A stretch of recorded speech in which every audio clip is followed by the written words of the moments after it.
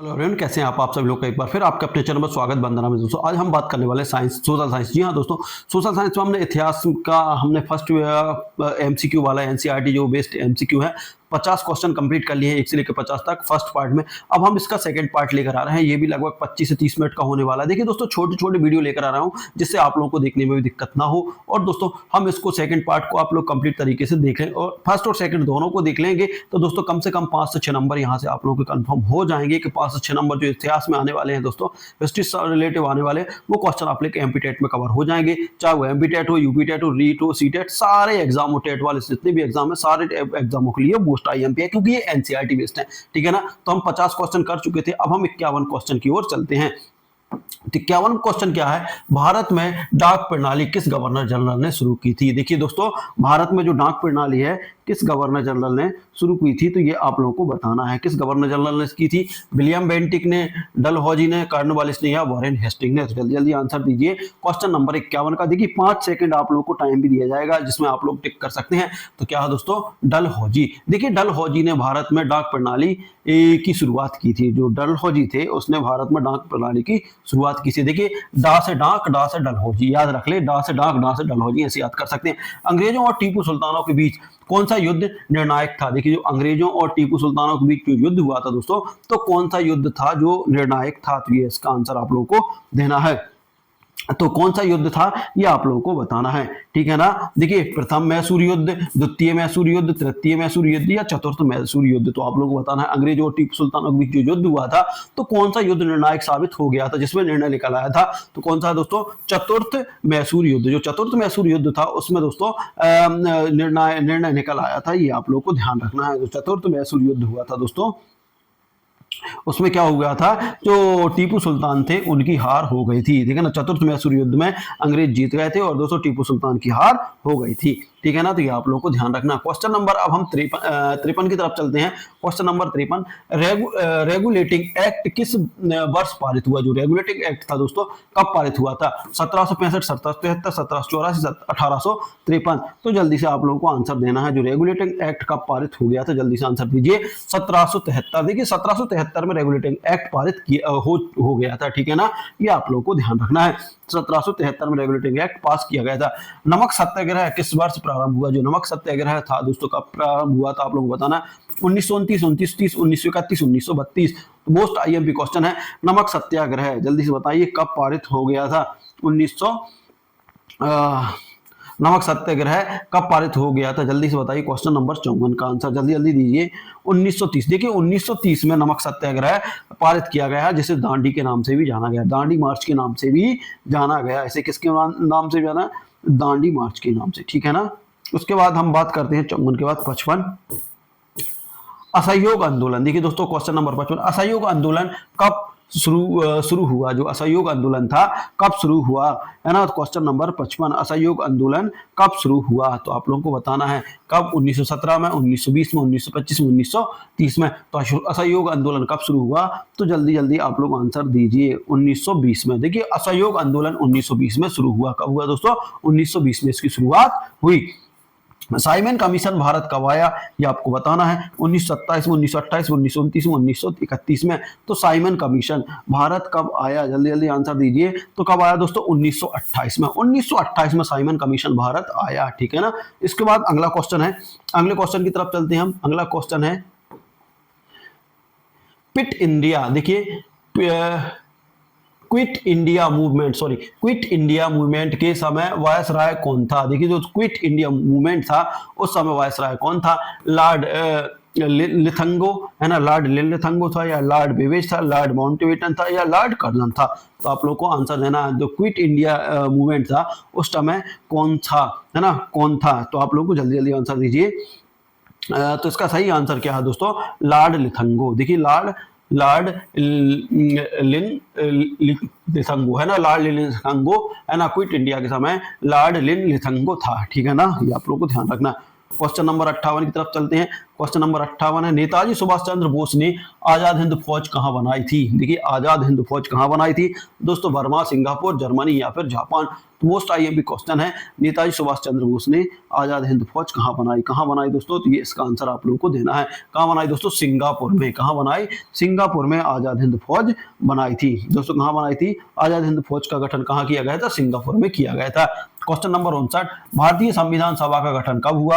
आप लोगों को बताना, 1946, 1947, 1948, 1950। तो सर जल्दी जल्दी आंसर दीजिए, भारतीय संविधान सभा का गठन कब किया गया था? 59 का भारतीय संविधान सभा का गठन 1946 में किया गया। कब किया गया? 1946 में भारतीय संविधान सभा का गठन किया गया। उसके बाद अगला क्वेश्चन है हमारा, अगले क्वेश्चन की तरफ चलते हैं। संविधान सभा के अध्यक्ष कौन थे दोस्तों? बताना आप लोगों को संविधान सभा के अध्यक्ष कौन थे? राजेंद्र प्रसाद, नेहरू जी, है ना, पटेल थे, या आचार्य कृपलानी थे? तो आप लोगों को जल्दी से आंसर देना है। संविधान सभा के अध्यक्ष मोस्ट आईएमपी है, शुरू से पढ़ते आ रहे हैं। तो अध्यक्ष क्या थे? संविधान सभा के राजेंद्र प्रसाद थे। और प्रारूप समिति, जो प्रारूप मतलब संविधान तैयार करना थे, उस समिति के अध्यक्ष कौन थे? डॉक्टर भीमराव अंबेडकर। प्रारूप समिति का कौन थे? डॉक्टर अंबेडकर थे। उसके बाद क्वेश्चन नंबर 61 की बात, अमेरिकी स्वतंत्रता संग्राम कब शुरू हुआ? जो अमेरिका में स्वतंत्रता संग्राम कब शुरू हुआ? 1776 में, 1780 में, 1785, 1790। तो अमेरिका का स्वतंत्रता संग्राम कब शुरू हुआ? तो जल्दी से आंसर दीजिए, 1776 में। देखिए 1776 में अमेरिका में स्वतंत्रता संग्राम शुरू हुआ था। फ्रांसीसी क्रांति का नारा क्या था? जो फ्रांसीसी क्रांति का नारा क्या था आप लोग को बताना है। स्वतंत्रता, समानता और भ्रातृत्व, स्वतंत्रता या मृत्यु, स्वराज मेरा जन्मसिद्ध अधिकार है, या फिर सबको वोट का अधिकार। तो आप लोग बताना फ्रांसीसी क्रांति का नारा क्या था? तो आप लोगों को बताना है फ्रांसीसी क्रांति का नारा क्या था। क्वेश्चन नंबर, ठीक है ना। तो जल्दी जल्दी बताइए कि फ्रांसीसी क्रांति का नारा क्या था? देखिए स्वतंत्रता, समानता और भ्रातृत्व। क्या था दोस्तों? फ्रांसीसी क्रांति का नारा क्या था? स्वतंत्रता, और देखिए सबके लिए आजादी, सबके लिए समानता और सबके साथ भाईचारा, ये इसका नारा था। क्वेश्चन नंबर 62 हो गया। क्वेश्चन नंबर 63 की ओर चलते हैं। प्रथम विश्व युद्ध कब शुरू हुआ? मोस्ट आईएमपी क्वेश्चन है, कब शुरू हुआ? 1912 में, 1914 में, 1916 में, 1918 में। सही आंसर क्या है? जल्दी से आंसर दीजिए। सही आंसर है 1914 में। 1914 में प्रथम विश्व युद्ध शुरू हुआ। कब हुआ दोस्तों? 1914 में प्रथम विश्व युद्ध शुरू हुआ। प्रथम विश्व युद्ध किस संधि से समाप्त हुआ, है ना? अब देखिए हमें ये भी बताना है कि कौन सी संधि के बाद प्रथम विश्व युद्ध समाप्त हो गया। तो आप लोगों को बताना है ना, पेरिस संधि, वर्साई की संधि, लंदन की संधि, या पर पोट्सडम की संधि, है ना? तो आप लोगों को बताना है कौन सी संधि के बाद ये समाप्त हो गया था दोस्तों। तो जल्दी से आप लोग आंसर दीजिए। जो वर्साई की संधि थी दोस्तों, वर्साई की संधि के बाद प्रथम विश्व युद्ध समाप्त हो गया था। वर्साई की संधि के बाद प्रथम विश्व युद्ध समाप्त हो गया था। क्वेश्चन नंबर 65, द्वितीय विश्व युद्ध कब समाप्त हुआ? देखिए द्वितीय विश्व युद्ध कब समाप्त हुआ ये आप लोगों को बताना है। 1944, 1945, 1946, 1947। तो जल्दी बताइए, जो द्वितीय विश्व युद्ध कब समाप्त हुआ था? जल्दी जल्दी आंसर दीजिए। तो 1945। देखिए 1945 में द्वितीय विश्व युद्ध समाप्त हो गया था। द्वितीय विश्व युद्ध कब समाप्त हो गया? 1945 में। अगला क्वेश्चन है, संयुक्त राष्ट्र संघ का मुख्यालय कहाँ है? आप लोग को बताना है। पेरिस में है, लंदन में है, वाशिंगटन डीसी में है, या न्यूयॉर्क में? जल्दी जल्दी आंसर दीजिए। क्वेश्चन नंबर 66 है ना, संयुक्त राष्ट्र मुख्यालय, संयुक्त राष्ट्र मुख्यालय, संयुक्त राष्ट्र संघ का मुख्यालय कहाँ पर है? क्वेश्चन नंबर 66 कहाँ है दोस्तों? न्यूयॉर्क में। कहाँ पर है दोस्तों? न्यूयॉर्क में है, ठीक है ना। मार्शल प्लान किस देश में लागू किया गया था? जो मार्शल प्लान है दोस्तों, मार्शल प्लान किस देश में लागू किया गया था? अमेरिका, इंग्लैंड, फ्रांस या फिर Germany? Question number 67, Marshall plan किस देश में लागू किया गया? तो आप लोगों को बताना है अमेरिका। देखिए अमेरिका में मार्शल प्लान लागू किया गया था, ठीक है ना दोस्तों। तो ये क्वेश्चन बन सकते हैं दोस्तों, थोड़े से करंट से भी बन सकते हैं, क्योंकि देखिए दोस्तों अभी अमेरिका बहुत हाईलाइट में चल रहा है अपने टैक्स के मामले में, है ना। तो इसलिए ऐसे अमेरिका से भी क्वेश्चन बन सकते हैं, इसलिए ये क्वेश्चन आप लोगों के लिए लेकर आए हैं, ठीक है ना। उसके बाद बात आता है नाटो की स्थापना कब हुई? जो नाटो है उसकी स्थापना कब हुई? 1945, 1947, 1949, 1951। जल्दी जल्दी आंसर दीजिए। क्वेश्चन नंबर, नाटो की स्थापना 1949 में हुई। कब हुई दोस्तों? 1949 में हुई। शीत युद्ध किन दो देशों के बीच था? देखिए जो शीत युद्ध था वो किन दो देशों के बीच था? अमेरिका और जर्मनी के बीच, अमेरिका व रूस के बीच, रूस भी जापान के बीच, अमेरिका व चीन के बीच। तो जल्दी से आंसर देना है। 69 का शीत युद्ध किसके बीच था? अमेरिका और रूस के बीच, अमेरिका और रूस के बीच शीत युद्ध था, है ना। शीत युद्ध लड़ा गया किसके, किन दोनों देशों के बीच? अमेरिका और रूस के बीच शीत युद्ध लड़ा गया। अगला क्वेश्चन है बर्लिन की दीवार। देखिए बर्लिन की दीवार किस वर्ष गिरी? जो बर्लिन था दोस्तों वहां की दीवार किस वर्ष गिरी? 1985, 1987, 1989, 1990 में। तो जल्दी से आंसर दीजिए। बर्लिन की दीवार, तो दोस्तों बर्लिन की दीवार कब गिरी? 1989 में। देखिए 1989 में बर्लिन की दीवार गिरी थी। कब गिरी थी दोस्तों? बर्लिन की दीवार गिरी थी 1989 में। ब्रह्मा समाज की स्थापना किसके द्वारा की गई? किसने की थी? जो ब्रह्मा समाज की स्थापना किसने की थी, है ना? स्वामी विवेकानंद, राजा राम मोहन राय, स्वामी दयाचंद, है ना, दयानंद, या फिर ईश्वर चंद्र विद्यासागर। तो देखिए ब्रह्मा समाज की स्थापना किसने की थी? Question number 71। तो इसका सही आंसर क्या है? राजा राम मोहन राय द्वारा ब्रह्मा समाज की स्थापना की गई। राजा राम मोहन राय द्वारा ब्रह्मा समाज की स्थापना की गई। उसके बाद हम अगले क्वेश्चन की तरफ चलते हैं। आर्य समाज। देखिए आर्य समाज की स्थापना कब हुई? 1857, 1875, 1885, 1890। तो आप लोगों को आंसर देना है आर्य समाज की स्थापना कब हुई? तो आर्य समाज की स्थापना 1875 में हुई। आर्य समाज की स्थापना 1875 में हुई। और किसने? दयानंद सरस्वती। किसके द्वारा इसकी स्थापना की गई? दयानंद सरस्वती द्वारा इसकी स्थापना की गई। सत्य शोधक समाज किसने स्थापित किया? देखिए सत्य शोधक समाज किसने स्थापित? सत्य शोधक समाज की स्थापना किसने की? ज्योतिबा फुले, रामकृष्ण परमहंस ने, है ना, विवेकानंद ने, या फिर विद्यासागर ने। सत्य शोधक समाज, देखिए सत्य शोधक समाज की स्थापना किसने की? ज्योतिबा फुले। किसने की दोस्तों? ज्योतिबा फुले द्वारा सत्य शोधक समाज की स्थापना की गई। उसके बाद क्वेश्चन नंबर 74 की तरफ चलते हैं। क्वेश्चन नंबर 74 है रामकृष्ण मिशन की स्थापना किसने की थी? जो रामकृष्ण मिशन की स्थापना किसने की थी, है ना? रामकृष्ण परमहंस ने की थी, है ना, स्वामी विवेकानंद ने की थी, दयानंद सरस्वती ने किया, रविन्द्रनाथ टैगोर ने की। तो जल्दी से आंसर दीजिए। रामकृष्ण मिशन की स्थापना किसने की थी? तो स्वामी विवेकानंद। देखिए दोस्तों स्वामी विवेकानंद ने रामकृष्ण मिशन की स्थापना की थी, ठीक है ना। रामकृष्ण मिशन की स्थापना किसने की? स्वामी विवेकानंद ने। अलीगढ़ आंदोलन किससे संबंधित था? जो अलीगढ़ का जो आंदोलन था दोस्तों किससे संबंधित था? सर सैयद अहमद खान द्वारा, मौलाना आजाद द्वारा, मोहम्मद अली जिन्ना द्वारा, या फिर अब्दुल कलाम द्वारा। तो जल्दी से बताना है अलीगढ़ आंदोलन किससे संबंधित था? 1975। तो क्या दोस्तों अलीगढ़ का आंदोलन किससे संबंधित है? सर सैयद अहमद खान द्वारा। देखिए सर सैयद अहमद खान से संबंधित है ना। अलीगढ़ आंदोलन किससे है? सर सैयद अहमद खान से संबंधित है, ठीक है ना। उसके बाद क्वेश्चन नंबर 76 है ना, यंग बंगाल मूवमेंट किसने शुरू किया था? देखिए दोस्तों यंग मतलब यंग बंगाल मूवमेंट किसने शुरू किया था? हेनरी विवियन डेरोजियो ने, है ना, दयानंद सरस्वती ने, बाल गंगाधर तिलक ने, राजा राम मोहन राय ने। तो देखिए यंग बंगाल मूवमेंट किसने शुरू किया? 1976, है ना। तो देखिए दोस्तों किसने शुरू किया? हेनरी विवियन डेरोजियो ने। देखिए दोस्तों यंग ये इंग्लिश शब्द मूवमेंट है ना, इंग्लिश शब्द है, तो इंग्लिश में कौन अंग्रेजी बात कर सकते हैं, तो इसलिए अंग्रेज को याद रखें।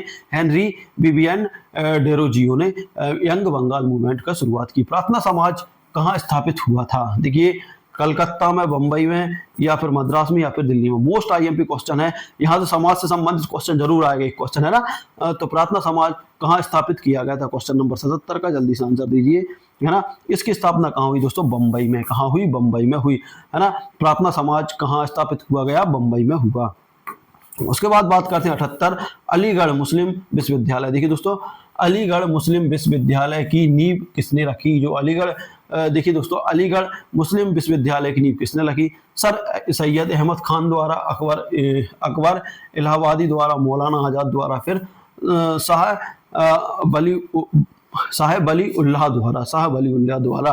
क्वेश्चन नंबर 78 का आंसर जल्दी से आप लोग दीजिए। सर सैयद अहमद खान। देखिए अलीगढ़ विश्वविद्यालय की स्थापना किसने की? सर सैयद अहमद खान द्वारा इसकी नींव रखी गई। किसने? सर सैयद अहमद खान द्वारा इसकी नींव रखी गई। क्वेश्चन नंबर 79 की तरफ चलते हैं। विद्यासागर का वास्तविक नाम क्या था? जो विद्यासागर थे उसका उनका वास्तविक नाम क्या था? ईश्वर चंद्र था, विष्णु शंकर था, हरिश्चंद्र था या रामकृष्ण था? तो जल्दी जल्दी आंसर दीजिए।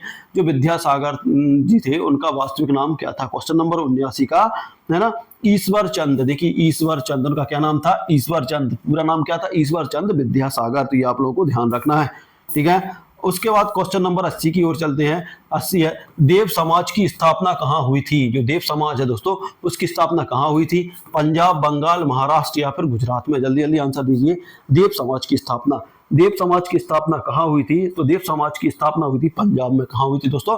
पंजाब में। पंजाब में देव समाज की स्थापना हुई थी। कहाँ पर हुई थी? पंजाब में देव समाज की स्थापना हुई थी। क्वेश्चन नंबर 81 की ओर चलते हैं। देखिए जल्दी जल्दी इसलिए कर रहे हैं दोस्तों क्योंकि हमारे पास टाइम उतना ही बचा है, ठीक है ना।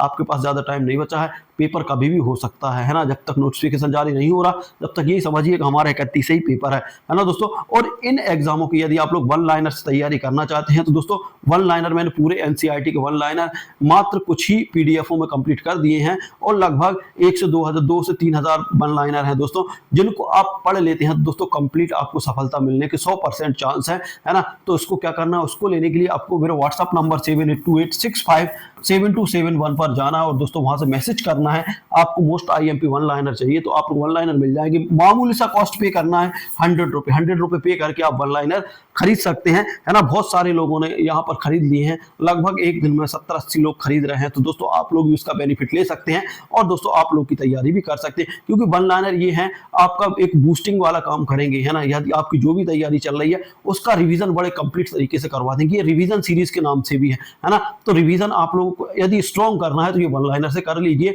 एक बार वन लाइनर पढ़ लीजिए, उनका रिवीजन कर लीजिए, उसके बाद जो पढ़ना पढ़ते लीजिए, आप 80+ स्कोर कर सकते हैं बहुत शानदार तरीके से, ठीक है।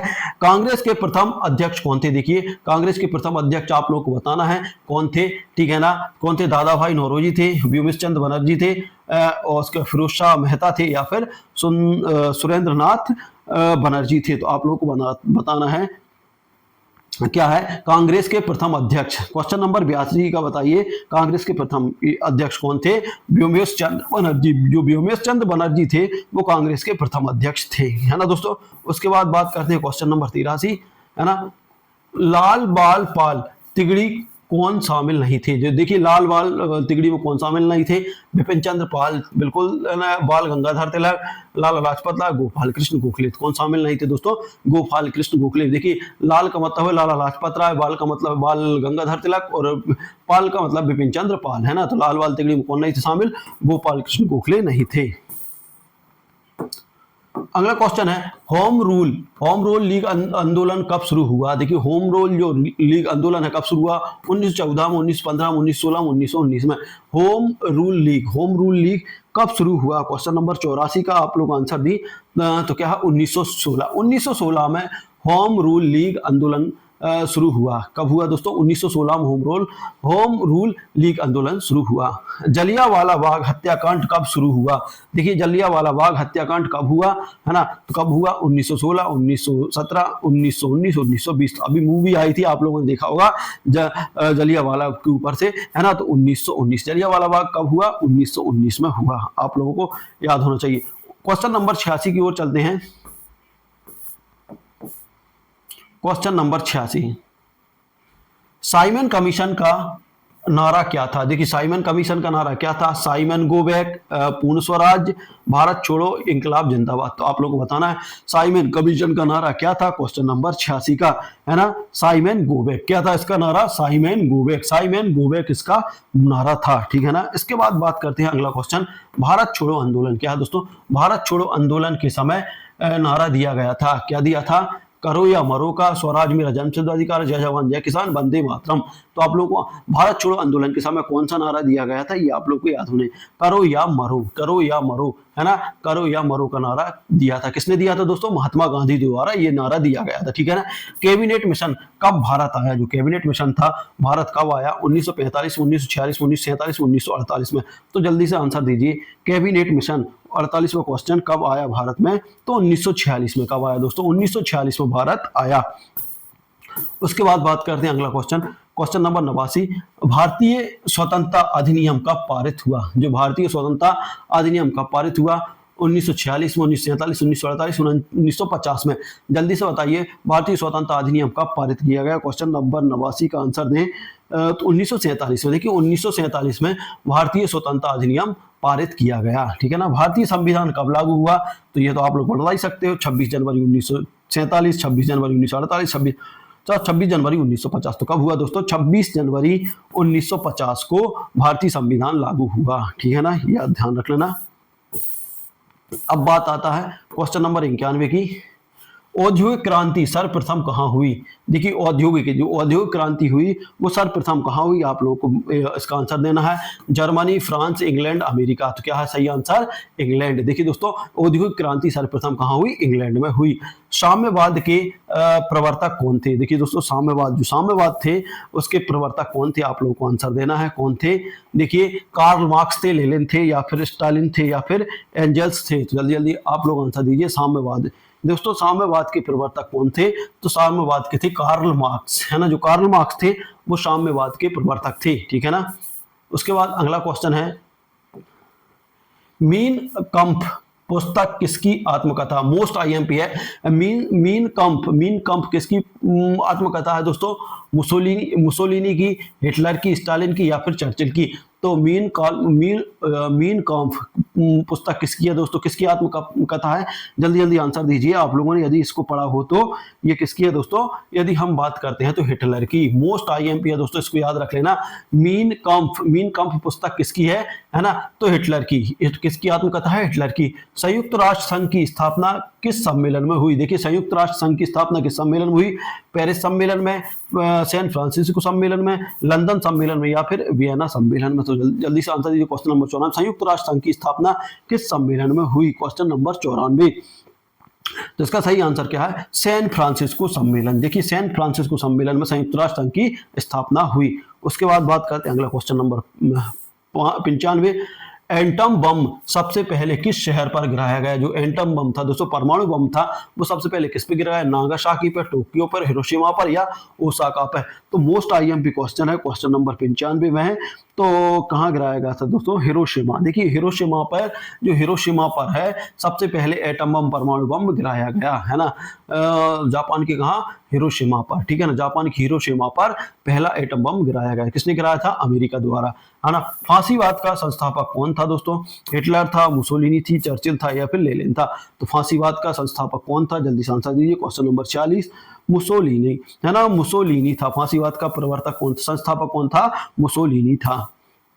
उसके बाद क्वेश्चन नंबर 97, शीत युद्ध के दौरान पूर्वी देशों का संगठन क्या कहलाता था? देखिए जब शीत युद्ध हुआ दोस्तों, है ना, शीत युद्ध हुआ अमेरिका और रूस के बीच, तो उस समय पूर्वी देशों का संगठन क्या कहलाता था? ये आप लोग बताना है। नाटो, वर्षा संधि, है ना, यूरोपीय संघ, या फिर आसियन? तो आप लोगों को बताना शीत युद्ध के समय क्या कहलाता है। क्वेश्चन नंबर 97, वर्षा संधि। क्या कहलाता है दोस्तों? वर्षा संधि। वर्षा संधि, है ना, के दौरान पूर्वी देशों का संगठन क्या कहलाता था दोस्तों? वर्षा संधि कहलाता था। उसके बाद क्वेश्चन है, नेक्स्ट क्वेश्चन है 98 है, वियतनाम युद्ध किसके बीच हुआ? जो वियतनाम का युद्ध है किसके बीच हुआ? अमेरिका व वियतनाम के बीच, रूस व वियतनाम के, जापान वियतनाम, फ्रांस वियतनाम? तो आप लोगों को बताना है कि वियतनाम का युद्ध किस किस के बीच हुआ था। तो अमेरिका और वियतनाम के बीच। कहा किसके बीच हुआ दोस्तों? अमेरिका और वियतनाम के बीच ये युद्ध हुआ था। किसके बीच हुआ था? अमेरिका और वियतनाम के बीच। क्वेश्चन नंबर 99, द्वितीय विश्व युद्ध का तानाशाह हिटलर किस देश का शासक था? मोस्ट आईएमपी, है ना। द्वितीय विश्व युद्ध का जो तानाशाह था उसका हिटलर कहाँ का था? फ्रांस का था, जर्मनी का था, इटली का था, या फिर रूस का था? तो मोस्ट आईएमपी क्वेश्चन है, जल्दी से आंसर दीजिए। इसका क्या था दोस्तों? जर्मनी। हिटलर कहाँ का था? जर्मनी का था, ठीक है ना। उसके बाद क्वेश्चन नंबर 100, है ना, जो की बात करते हैं, संयुक्त राष्ट्र महासभा की पहली बैठक कहाँ हुई? जो संयुक्त राष्ट्र सभा है उसकी पहली बैठक कहाँ हुई थी? न्यूयॉर्क, लंदन, पेरिस, या फिर वाशिंगटन डीसी? तो तो इसका सही आंसर क्या है दोस्तों, जल्दी बताना।